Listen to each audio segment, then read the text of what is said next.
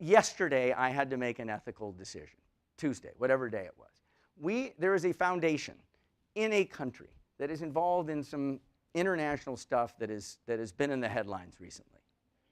And this was going to be a project for us that we knew we could do that had about, it had a lot of net revenue in it for us. And it was like a year-long commitment, and then we could renew it.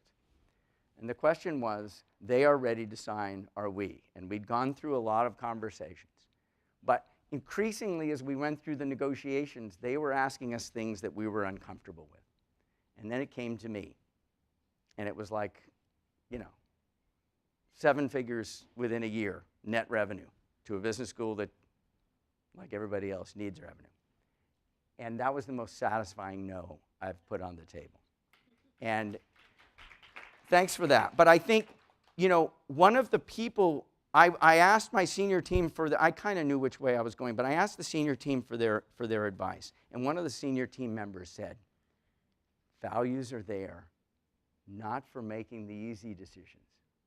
They're there for making the hard decisions. That's what one of my senior team members said. And I was so proud of that person saying that. And so we don't get everything right. But I think when people really feel it, they will say something like that, right? And then you follow through, and I think it just made us all. It's pretty difficult, even if you said, I've got a decade to do it. I've been in my seat for a decade, and I feel like we're not 100% of the way there. We're like 80% of the way there or something, right? And that's a decade of convicted work, convicted in the positive sense. So here's what my suggestion would be. What is the one behavior that would most advance you on the ethical front? Sort of eliminating something bad or accentuating something positive. Like I want you to give voice to values. I want you to bring something to our attention when you think it might be a problem. That's much more doable. And so I think rather than saying we're going to change the 5 golden words of the company, I think it's much better to say, let's focus on the single behavior that would most advance us ethically and try and drive that through what we do. That is actually a doable thing, much more doable. I would focus attention there. I grew up in a pretty traditional family. I had 2 older brothers. My mom not only quit working when the kids came on, but she was what they called back then a stewardess. And in my mom's era, when you got married and you were a flight attendant, you had to stop working. That was the rule. So she stopped working. My dad was a pilot, and I grew up in a pretty kind of male-oriented place. The whole question of gender equity is something I was very slow to even start thinking about. But one of the things that I said in front of a public forum about, we just launched a new Center for Equity, Gender, and Leadership, okay? And it was started and run by lots of other people. This was not my vision, but I was giving some comments and obviously lauding our team for having done it. But I stood up at the end and I said something I've never said before. I said, I am a feminist. And I'm prepared to talk about what I mean by that. I am late to this party, but standing up there and saying something like that, I think helped. When Randall Stephenson got up in front of those people, and you've seen the videos, if you haven't seen Randall Stephenson talking about, Black Lives Matter, and he was speaking to his own staff at AT&T. He's the CEO of AT&T, and it is personal and very moving.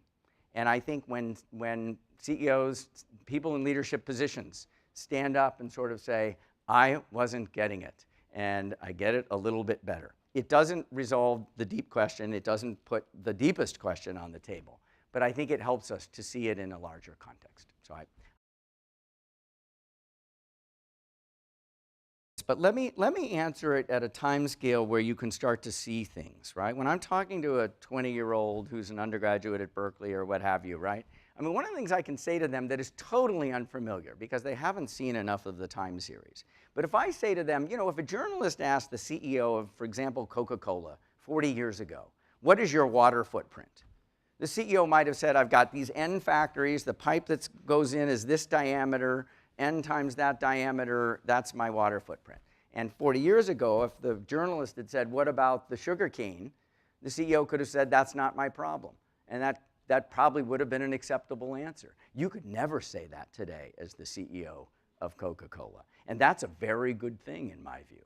Managers and leaders are held to a high standard, a higher standard.